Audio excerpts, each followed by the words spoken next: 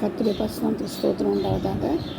இப்போ நம்ம பார்த்து கொண்டிருக்கிறது கர்த்தருடைய கட்டளைகள். பார்ட் 2 பார்க்க போகிறோம். கர்த்தருடைய கட்டளைகள் அருமையாக நிறைய கட்டளைகள் கொடுத்துருக்குறாரு. அதில் ஒரு சிலது தான் நம்ம பார்க்குறோம் இல்லைங்களா. இப்போ நம்ம பார்க்க போகிறது மிக முக்கியமானது சரிங்களா.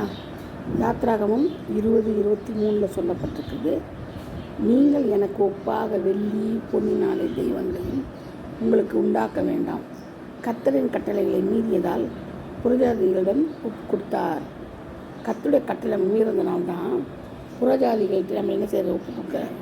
எப்படி ஒப்பு கொடுக்குறாருன்னா பாருங்கள், நம்ம என்ன ஒப்பு கொடுக்குறாரு நம்மக்கிட்டனா, நம்மளை நாசப்படுத்துறதுக்கு நம்ம ஆண்டவரை சரியாக நம்ம ஒரு கட்டளைகளை கை கொள்ளாதனால புறஜாதிகள் நம்ம மேலே ஏறி மிதிக்கிறது, அதாவது காரியங்கள் மாறுதலாய் முடிக்க வைக்கிறாரு, உடைக்க வைக்கிறாரு, சிலைகளை உடைக்கிறது.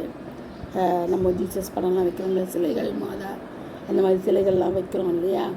அதனால அந்த சர்ச்சைங்கள்லாம் உடைக்கிறது, அடிக்கிறது, இதெல்லாம் புறஜாதிகள்னு நம்முடைய சபைகளில் செய்கிறாங்க சர்ச்சுங்கெல்லாம். அப்படி செய்யும்போது நம்மளை அவங்க கையில் ஒப்பு கொடுக்குறாரு. ஏன் ஒப்பு கொடுக்குறாரு? யார் ஒப்பு கொடுத்தது? யார் ஒப்பு? தேவன் தான் ஒப்பு கொடுக்குறாரு. அவங்க அது மாதிரி செய்யறதுக்கு காரணம் நம்ம இதெல்லாம் செஞ்சதுனால்தான். விக்கிரகங்கள், சொரூபங்கள், சிலைகள் எல்லாம் நம்ம வச்சதுனால்தான் நமக்கு என்னாச்சு நமக்கு இந்த பாதகம் வந்தது. அது முற்றிலும் அழிந்து போயிருக்குன்னு சொன்னார் இல்லைங்களா. இதுதான் காரணம். நமக்கு ஒப்பாக பாருங்கள், நம்ம நிறைய நம்ம சில புனித ஸ்தலத்துக்கெல்லாம் போகிறோம் இல்லையா. அங்கெல்லாம் பார்த்திங்கன்னா அந்த மாதிரி பொண்ணு வெள்ளி எல்லாம் தெய்வங்களை உண்டாக்கி கர்த்தரின் கட்டளை மீறுறாங்க. அதுதான் ஆண்டவர் சொல்லப்பட்டது. அது மட்டும் இல்லை, லேவியராங்க 26:17 உங்கள் பகைவர் உங்களை ஆளுவார்கள்னு சொல்லிக்கிறார். பகைவர் நம்மளை ஆளுவாங்களாம். கிளீனாக முதல்ல சொல்லிட்டு இருக்கிறார் பாருங்க. எத்தனையோ 6000 வருஷத்துக்கு முன்னாடியே சொல்லப்பட்டது பாருங்க. ஆண்டவர் பூமியை சிருஷ்டித்த பிறகு இந்த காரியங்கள்லாம் அவரே நமக்கு சொல்லிடுறாரு, கட்டளை கொடுத்துருக்கிறாரு. மோசையின் காலத்தில் இல்லையா கொடுத்துருக்குறாரு. அப்போ பாருங்கள் எவ்வளோ அருமையாக நம்மளுடைய ஆண்டவர் எவ்வளோ அருமையானவராக இருப்பார் பாருங்க. வரப்போகிறது, வந்தது, வரப்போகிறது, இனிமேல் நடக்க போகிறது எல்லாமே வேதத்தில் சொல்லப்பட்டிருக்குது. லேவியராக 26:17 மட்டும் இல்லைங்க, 26:25 சொல்லப்பட்டிருக்கு. சத்துருவின் கையில் ஒப்பு கொடுக்கப்படுவீர்கள். முதல் 17 26:17 உங்கள் பகைவர்கள் உங்களை ஆளுவார்கள் இருக்குது. அடுத்தது சத்துருவின் கையில் ஒப்பு கொடுக்கப்படுவீர்கள். லேவியராக 26:25 ஒப்பு கொடுக்கப்படுறோமா இல்லையா? ஒப்பு கொடுக்கப்படுறோம், ஒப்பு கொடுக்கப்படுதான். எத்தனையோ நாசங்கள் நடந்துருக்குது. ஆனால் தேவனுக்கு பிரியமில்லாத நம்ம காரியம் செய்யறதுனால நம்மளை ஆண்டவர் எங்கே ஒப்பு கொடுக்குறாரு? புறஜாதி கருத்தில் ஒப்பு கொடுக்குறாரு. அவங்க நம்ம ஆள்றாங்க, நம்மளை என்ன பண்ணுறாங்க? சத்துருவின் கை, அவங்க தான் சத்துரு. நம்மளுக்கு அவங்க கையில் நம்மளை ஒப்பு கொடுக்குறாரு.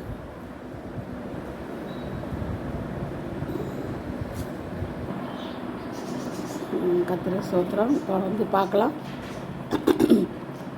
சத்துருவின் கையில் ஒப்பு கொடுக்கப்படுகிறது. உங்களை பகைஞர் ஆறுவார்கள் சொல்கிறாரு. சத்துருவின் கை ஒப்பு கொடுக்கப்படுவீர்கள் சொல்கிறாரு. அது மட்டும் இல்லை, 26:38 ஜாதிகளுக்குள்ளே அழிந்து போவீர்கள் சொல்கிறார். பார்த்தீங்களா, ஜாதிகளுக்குள்ளேயே அழிந்து போகுமா. ஜாதிகள்னால் என்னது? இஸ்ரவேல் ஜாதிகள், இஸ்ரவேல்கள் இருக்கிறாங்க இல்லையா. அது மட்டும் இல்லை, புற ஜாதிகள் இருக்குங்களா. நம்ம யாராக இருந்தாலும் நம்ம என்ன செய்யணும்? இந்த லேவியராகத்தில் சொல்லப்பட்டபடி அந்த இதெல்லாம் நம்ம செஞ்சோம்னா, பொன்னினால் தெய்வங்களெல்லாம் உண்டாக்கணும்னா, வெளியினால என்ன கட்டளை கை கொள்ளலைன்னா நமக்கு என்ன ஆகும்? புறஜாதிகளுக்குள்ளே அழிந்து போயிடலாம் நம்ம. பார்த்திங்களா, புறஜாதிகளுக்குள்ளே அழிந்து போயிடும். நம்ம ஒப்பு கொடுக்குறாரு, புறஜாதிக்கிட்டே ஒப்பு கொடுக்குறாரு. நம்மளை அவங்க ஆள்றாங்க சரியா. சத்துருக்களை ஒப்பு கொடுக்குறாரு, ஜாதிகளுக்குள்ளே அழித்து போடுறாரு. உபாகமம் 4:27 பார்த்திங்கன்னா, உங்களை புறஜாதிகளுக்குள்ளே சிதறடிப்பாராம். பார்த்திங்களா, புறஜாதிகளுக்குள்ளே உங்களை சிதறடிப்பாருங்கிறது அப்போ எவ்வளோ பயங்கரமான நிகழ்ச்சி பாருங்கள். நம்ம அவருடைய பிள்ளையாக இருந்ததுனால நம்ம தப்பிக்கலாம்.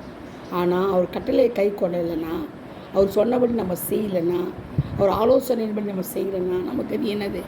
புறஜாதிகளுக்குள்ளே சிதறடிப்பாங்களாம். அவர் என்ன செய்வாங்க? நம்மளை சிதறடிப்பாராம் பாருங்கள். பிதாக்கள் தேவனுக்கு கோபம் ஊட்டினார்கள், அவர்களை நெபுகாத்நேச்சார் கையில் ஒப்பு கொடுத்தார், அவன் இந்த ஆலயத்தை நிர்மூலமாக்கினான். எஸ்ரா 5:12 சொல்லப்பட்டிருக்குது. பிதாக்கள் தேவனுக்கு கோபம் ஊட்டினார்கள், தேவனுக்கு கோபம் ஊட்டுறாங்க பார்த்துக்கோங்க. அவர்கள் நெபுகாத்நேச்சார் கையில் ஒப்பு கொடுத்தார், அவன் இந்த ஆலயத்தை நிர்மூலமாக்கினான். என்ன பண்ணுறான்? ஆலயத்தை நிர்மூலமாக்கி போடுறான். அப்போ ஆண்டவர் பாருங்கள் எவ்வளோ வைராக்கியமாக இருக்கிறாரு இல்லையா. நம்ம ரொம்ப ஜாக்கிரதையாக இருக்கணும். ஆண்டவர் கட்டளை இருக்கும்போது ஒப்பு கொடுக்கணும். ஏன்னா நமக்கு அவர் கட்டளைக்கு நம்மளை ஒப்பு கொடுக்கணும். அப்புறம் புறஜாதிகள் கையில் நம்ம ஒப்பு கொடுக்காதபடி நம்ம என்ன செய்ய நடந்துக்கணும். விக்கிரகங்களை நம்ம தொழுது கொள்ளக்கூடாது. அது மட்டும் இல்லை, பொண்ணுனால வெள்ளினால செய்யக்கூடாது. அது மட்டும் இல்லை, அவர்கள் சுரூபத்தை வணங்கக்கூடாது. கட்டளைக்கு கீழ்ப்படியணும். அதை கையில் வைக்கக்கூடாது, வீட்டிலே வைக்கக்கூடாது, எங்கேயும் வைக்கக்கூடாது. அது மட்டும் இல்லாமல் புறஜாதிகளுக்கு அழிந்து போவீர்கள் சொல்கிறாரு.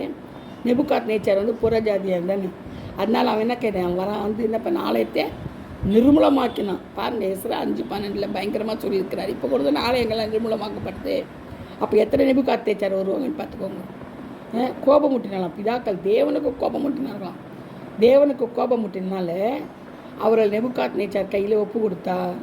பார்த்தீங்களா, அவன் புறஜாதி கையில் ஒப்பு கொடுத்துட்றாரு. அவன் என்ன செய்யறான், அந்த ஆலயத்தை நிர்மூலமாக்கினான். எவ்வளோ அருமையான வசனம் பாருங்கள். எஸ்ரா 5:12 நல்லா படித்து பாருங்கள். அந்த வசனங்கள்லாம் கீழே மேலெல்லாம் படிங்க. அதே மாதிரி பாருங்கள், நெகேமியா 9:26 நியாயப்பிரமாணத்தை புறம்பே எரிந்து போட்டார்களாம். நியாயப்பிரமாணத்தை புறம்பே எரிந்து விட்டார்கள். அப்போ அதை பற்றி எடுக்கவே இல்லை. அவங்க நியாயப்பிரமாணத்தை எரிந்து போட்டுறாங்க. அது மட்டும் இல்லை, நீர் அவர்கள் மேல் பொறுமையாக இருந்து தீர்க்கதரிசிகளை கொண்டு கடிந்தும் அவர்கள் செவி கொடுக்கவில்லை. நீர் அவர்கள் மேல் பொறுமையாக இருந்து தீர்க்கதரிசிகளை கொண்டு கடிந்தும் அவர்கள் செவி கொடுக்க. அப்போ பாருங்கள், அவர் மேலே ஆண்டவர் எவ்வளோ பொறுமையாக்குறார்.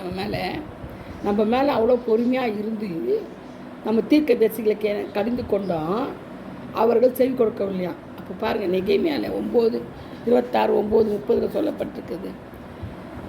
பொறுமையாக இருக்கிறாராம்.